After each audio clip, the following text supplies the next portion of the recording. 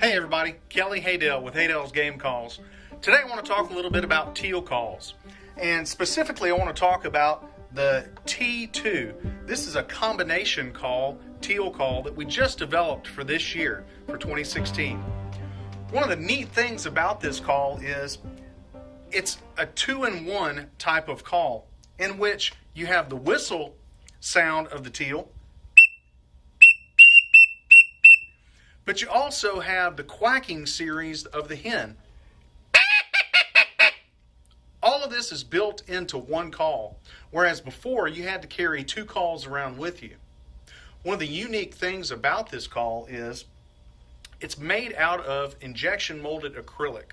So you've got that nice bright sound, which is going to give you more volume than a traditional type of call. This call also does several other sounds besides a teal. It also does a mallard drake.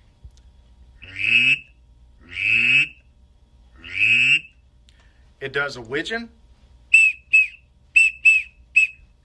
And if I cover up this little small hole right here, I can do a pintail. So now this has become a very versatile call and one that you would definitely want to hang on your lanyard. I had a friend of mine come by and ask me about the call. This is how this whole thing came about. He said, listen, I've got an idea for a call. He said, I have a whistle built in to a mallard call. I think we might be onto something. I said, well, let's look at the design of it. And, I think that you've got a really good idea, but we're going to have to fine tune this. The duck call, because of the length of the barrel, didn't really have the right sound. But I realized that I didn't want to give up on it. I knew that there was some way to make something really fabulous out of it. So I got to tinkering around, because when you're in the shop all day long, you tend to tinker around a bunch. So I developed a little component that will hold the reeds that I can then insert into this particular call. There's several other components that are involved with this call to produce the right sound.